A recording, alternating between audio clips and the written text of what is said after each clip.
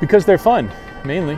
That's it. That's really the main reason. The best part about playing poker for a living, for me personally, is the lifestyle stuff. It's being able to play poker and work, grind a job whenever you want, whatever hours you want, and wherever you want. Not only in Las Vegas, but also anywhere there happens to be a casino and or a poker game. I've been in Vegas for 10 years. A lot of time spent in the same casinos, only a small handful of casinos. You know, obviously there's a bunch of casinos. There's a lot that I don't go to, that I don't frequent. There's really only 3 that I go to: Wynn, Aria, Bellagio. Sometimes some other ones here and there, like the Red Rock or Golden Nugget or something like that. Having always been a fan of traveling, it's pretty cool to be able to get out to some other locations, some other cities, take in the city, as well as play some poker in some other locales. Speaking of meetup games, just got back from San Antonio.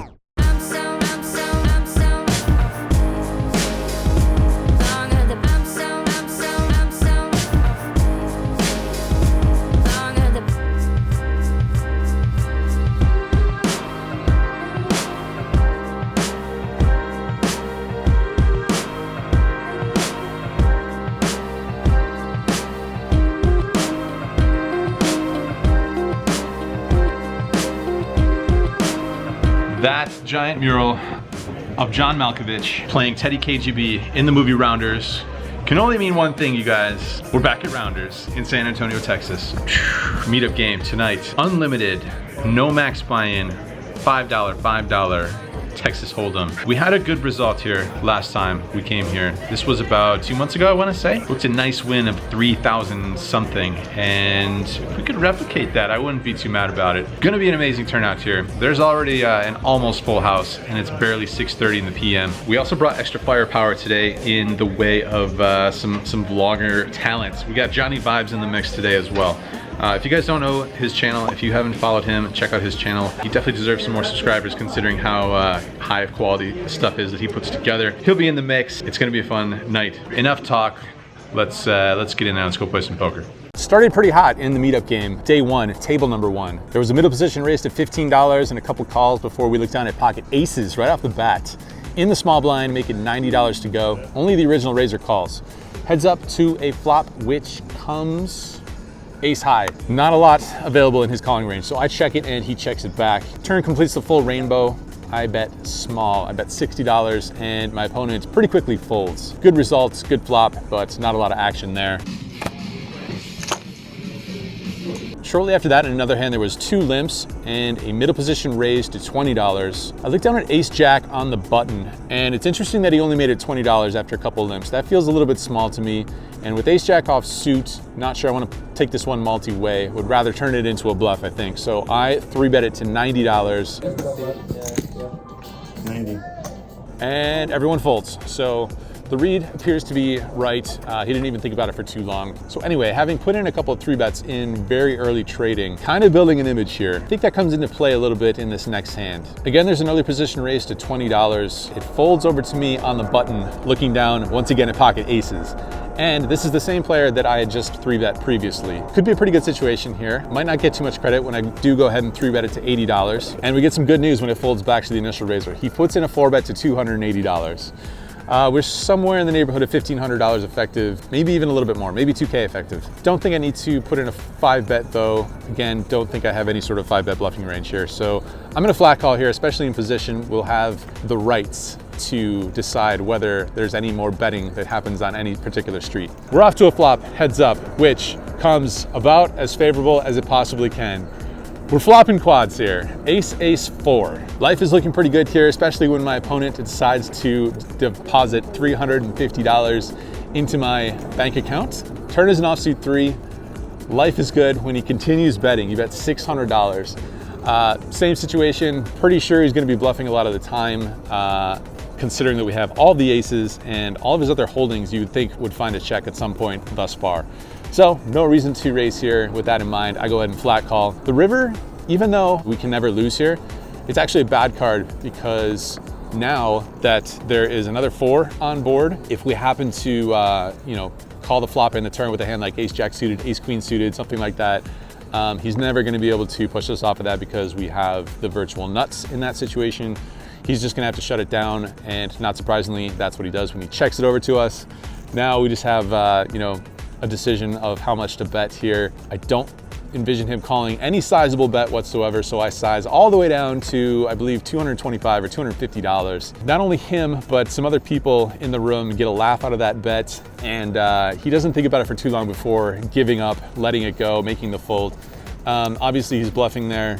Probably a hand like king queen or something like that, if I had to make a guess. Maybe he can find a 1 in 28 times that he can maybe chop or win the hand with a call facing a $50 bet. Anyway, he's not gonna pay off the 225 with whatever you happen to have. The jig is up. I go ahead and show everyone enjoys seeing the quads. It's gonna be tough to get me off this one.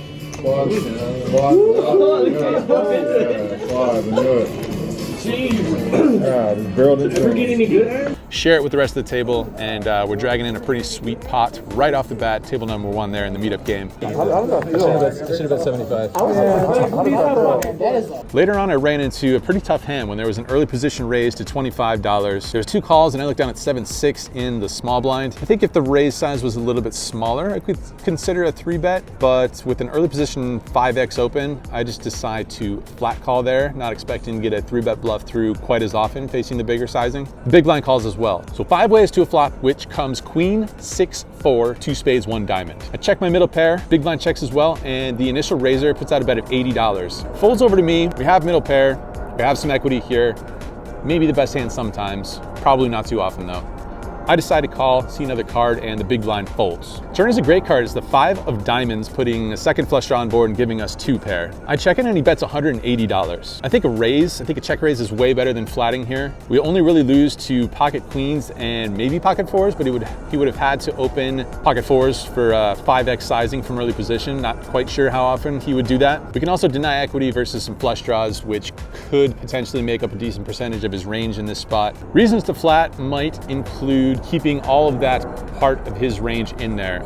All of his bluffs, we're just gonna shut those out with a raise. Perhaps even his good hands like aces or kings might find a fold there as well with a big turn check raise. I make the questionable decision of flatting and keeping his range wide, and the river is a really bad card. It's the 5 of spades, completing the front door flush and putting 4 to a straight on the board. I check it over to him, and he puts out another bet, this time in the range of $450 to $500. I really wouldn't expect him to bet this river with aces or kings or ace queen. So it's a tough spot now because he either rivered a very strong hand like a flush or maybe a straight, or he's bluffing, maybe with a hand like ace king of diamonds. But I'm not sure I would expect him to always bet that hand on the flop versus 4 opponents out of position. I say out loud that it's a bad card for me, and he says yup pretty casually. But since I don't block any of those strong hands, those flushes or the straights, I decide to toss it away, and my opponent goes ahead and shows us the bad news. It's ace king with the ace of spades. So he's got the nut blocker. He makes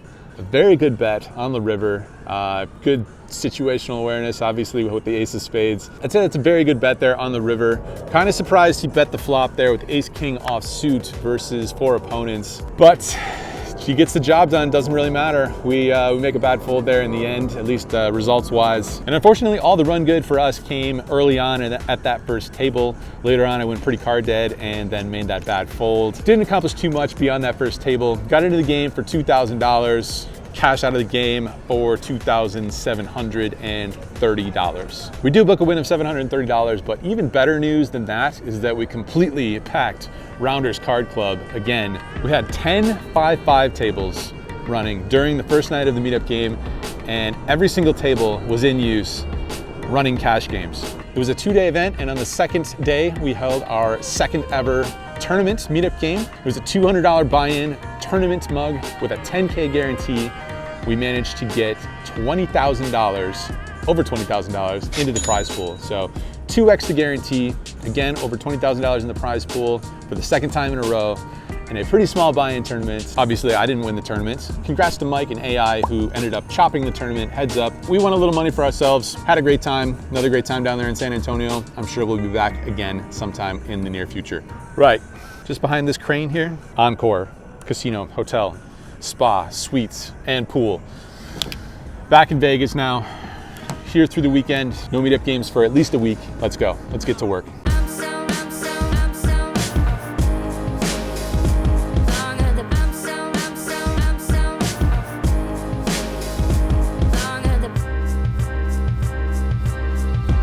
A lot of people tell me I look like that guy.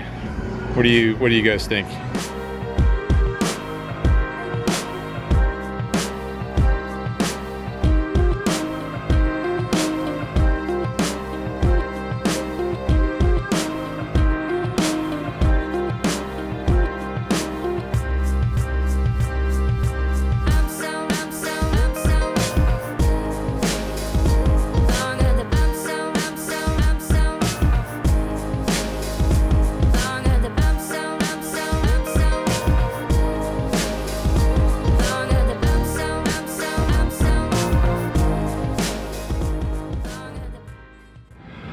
Right, so yeah, things went pretty poorly for the vast majority of this session.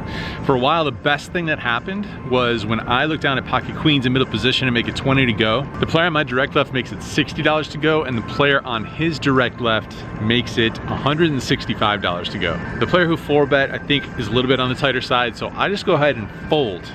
I invest $20 into these pocket queens and I fold it. The player on my left folds pretty quickly, so it turns out he was bluffing. The player who put in that 4-bet shows us 2 aces. So the fact that we lose $20 only in that hand, that's great, that's fantastic. But the fact that that's the best thing that happened for a very long time in this session, not going to be a good indicator of you know, profitability here. So the worst thing that happened, I put in the button straddle, the under the gun player limps, and the cutoff puts in a raise to $35. I look down at ace king offsuit on the button. Premium hand here, especially facing a raise from a regular who could very well be isolating the limper. I make it $120 to go with a 3-bet, and it folds back to the cutoff who puts in a 4-bet to $290. I think we are a little bit over $1,000 effective, not the full 1,500 because I've lost a bunch of hands so far. I don't really think my opponent is bluffing, even though we have a little bit of history here. So I want to play it a little bit cautiously and maybe just see a flop, get away from it if we don't connect, go with it if we do. Flop connects us. Flop comes king high. Not too much else to fear. It's king 9-4, I think, something like that. He down bets the flop drastically. We make a standard flat call. Turn doesn't change too much other than maybe adding a backdoor flush draw. He goes ahead and jams the rest in. It's not that much, and we have top pair, top kicker in a 4-bet pot. We're never going anywhere. We go ahead and make the call, and we're up against pocket aces, drawing to 2 outs, which do not come on the river. So we lose piles there. Yeah, I think in a straddled pot, when you're only ending up with 50 big blinds effective, button versus cutoff with a limper and a reg who could easily be ISOing that limper as mentioned, and a king high flop, that's a lot of factors that are going to combine into not really finding a fold, I don't think, at any point. So, as mentioned, we lose the maximum there. Things going terribly in the 2-5 session here back at the Wynn in Las Vegas. It's a little bit chilly out here, so let's power through. Last hand of note, again, there's a straddle on and an early position raise to 35. There is a middle position player who makes it $110, and I look down at pocket jacks, 2 black jacks right next to him. Don't think I want to 4-bet here. Getting 5-bet would suck. We are fairly deep. I think we're about $1,500 effective in this hand. I have topped up my stack for the maximum, and we still have the player behind us, the player in early position, possibly under the gun, who opened the action in a straddle pot at 35. So just gonna flat here, see what happens with that early position player, and then take this one to the streets. So the early position player calls, and we're going 3 ways to a terrible flop. Ace 10-4 all hearts. Just a miserable board here for 2 blackjacks. Early position player checks. The player in middle position player checks. Not going to do anything other than check back here. On the turn, we somehow find the jack of diamonds. The early position player leads out on this card, I think, for $225. The middle position player calls. So with the middle position player calling and not betting on the flop, it feels unlikely that he's ever going to have a better hand here. Could be slow playing a flop flush, but he would have to 3-bet some hand such as king queen of hearts. Feels like there's going to be a lot of instances where the early position player is going to have an ace, the middle position player is going to have a hand like pocket kings with a heart, pocket queens with a heart. Even a hand like ace king is going to have some equity drawing to an inside straight. So I think a raise makes a lot of sense here, even though there's going to be some percentage of the time that we are in fact beat and drawing to a full house. But I want to charge a lot of those hands, and even if we are beat, like I said, we're still gonna have some equity. So I decided to raise it up and make it $780 to go. Initial raiser thinks for a little while and he folds. Middle position player goes super deep into the tank, thinking for a long time, and the longer that he thinks, the more I want to call, I think. Pretty sure he's going to have a lot of equity here, even if he does call, so I guess I'm happy either way. And after thinking about it for a very long time, my opponent jams all in. So no choice here other than to call, considering that it is only, I don't know, I'll have to do the math later, but you can probably see it on the screen right now. So I go ahead and call, and we are off to see a river card, which comes a brick, offsuit 5. My opponent seems pretty hesitant to open his hand, and I tell him I have a set. He says set is good, set of jacks, and we roll it over, and it is in fact good. And I did get a little glimpse of a black king in his hand as he was mulling, revealing it. So I can only imagine, can only guess, surmise that he did have in fact pocket kings with the king of hearts. That's my guess. Slim chance of ace king and just going with it, but doesn't seem likely. Right, so into this game for $3,600. Just a standard 2-5 game, in for $3,600. Out of this game, $3,343. So what do we lose, like $257 or something like that? Yeah. Anyway, it could have been a lot worse. Averted disaster, as mentioned, was stuck pretty deep there, but dig ourselves out to a very respectable minor loss in a deep stack 2-5 game here at the Wynn. Okay, I'm pretty exhausted from traveling.